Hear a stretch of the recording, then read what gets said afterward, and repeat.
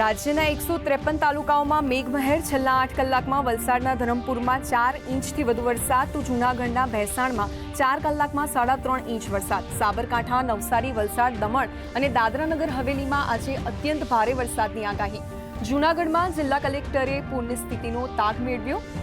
વરસાદે વિરામ લેતા દામોદર કુંડ પર પિતૃતર્પણનો જિલ્લા કલેક્ટરે કરાવ્યો પ્રારંભ એસડીઆરએફ અને ફાયર બ્રિગેડની ટીમ ખડેપગે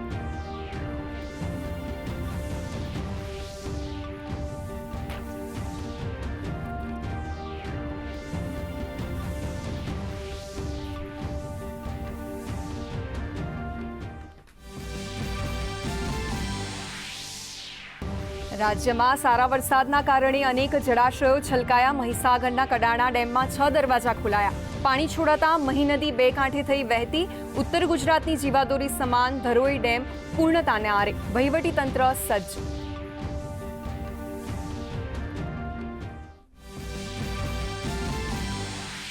ઉત્તરાખંડના થરાલીમાં વાદળ ફાટતા તારાજી અનેક ઘરો અને વાહનોને ભારે નુકસાન રેસ્ક્યુ ઓપરેશન માટે રુદ્રપ્રયાગથી સેનાની ટુકડી રવાના સીએમ પુષ્કર ધામીની ઘટના પર સતત નજર ઉત્તરાખંડ સહિત હિમાલયમાં આગામી દિવસોમાં ભારે વરસાદનું એલર્ટ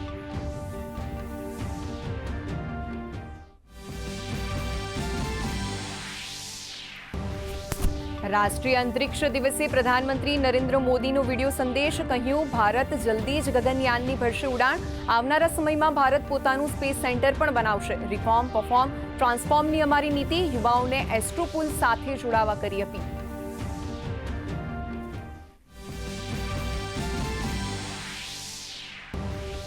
સીબીઆઈ દ્વારા ઉદ્યોગપતિ અનિલ અંબાણીના નિવાસ સ્થાને દરોડા ₹1700 કરોડ બેંક છેતરપિંડીનો છે મામલો આ મામલે ઈડી દ્વારા પણ કરાઈ ચૂકી છે પૂછપરછ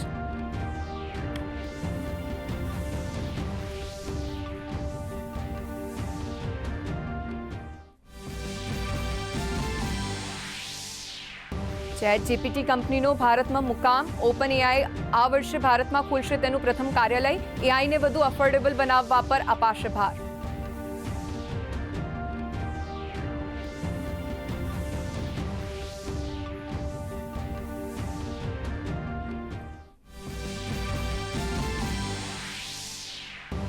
આજે શ્રાવણ માસનો અંતિમ દિવસ બરવાડાના ભીમનાથ મહાદેવ મંદિર ખાતે ભક્તોનું ઘોડાપુર 52 ગજની ધજા ચડાવાઈ તો કોડિયાક નીલકંઠ મહાદેવ ખાતે પણ અમાસનો મેળાનો શુભારંભ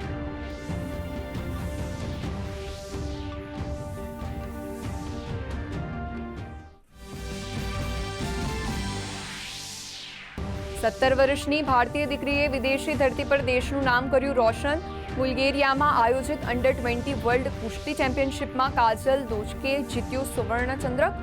ફાઇનલમાં ચીનની લિયુ યુકીને 8-6થી આપી માત શ્રુતિ અને સારિકાએ મેળવ્યો કાંસ્ય ચંદ્રક